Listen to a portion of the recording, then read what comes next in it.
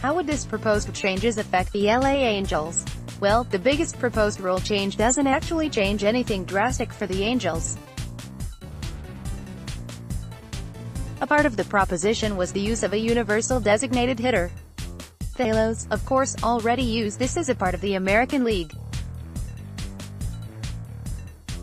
The only way this changes things for the Angels is during interleague play, or if they were to make a World Series.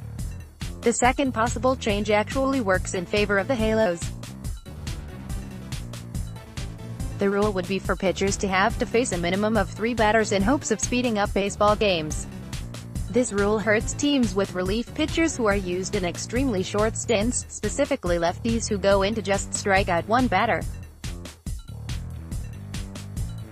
More from Halo Hangout. The Angels, for better or for worse, do not have one of those types. Their only lefty specialist, Jose Alvarez, was traded for Luis Garcia halfway through the offseason. With their bullpen full of right-handed pitchers who do not specialize in attacking who type of hitter, the Angels have a slim advantage should this rule go into effect. However, the Angels also have a few relievers, Cam Bedrosian, Cody Allen, who can truly implode any given night. With the new rule, if Bedrosian comes in with 2 runners on, gives up a double to the first batter and then a home run to the second, he must stay on and face whoever the third batter is. That, my friends, is a very scary thought indeed. There are also a few rules that do not help or hurt the Angels. The proposal of a single trade deadline obviously makes every team decide their contention or tanking earlier, something the Angels may be faced with this year. There's also the possibility of the current pitch clock being shortened to 20 seconds. This would be an adjustment for all players, batters and pitchers alike, but overall shows no positive or negative effect to the Angels staff. A proposition to study the differences a lowered pitching mound would bring to the MLB has also been proposed. This would likely take a year, if not more, for the study to be done, and then for the league to decide on a ruling. The hope is that a slightly lowered mound would reduce the league-wide strikeout rate and put more balls in play, which leads to more excitement for the fan base.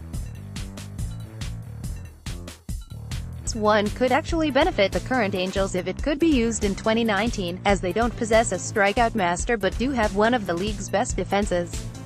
One interesting rule is the push for two-way amateur athletes to be eligible for major league contracts, which means more money for the player. This is almost directly caused by the Kyler Murray situation, as baseball could lose a potential star player to the NFL. If this rule passes and Murray decides on baseball, the Angels will be facing him frequently, as the Athletics selected him 5th overall in 2018. Next, how many positions could Ohtani be an all-star at? The last 2 rules are generally very interesting for the Angels. There is a proposition to reward teams who compete but fall short of the postseason, awarding them higher picks than teams who are tanking.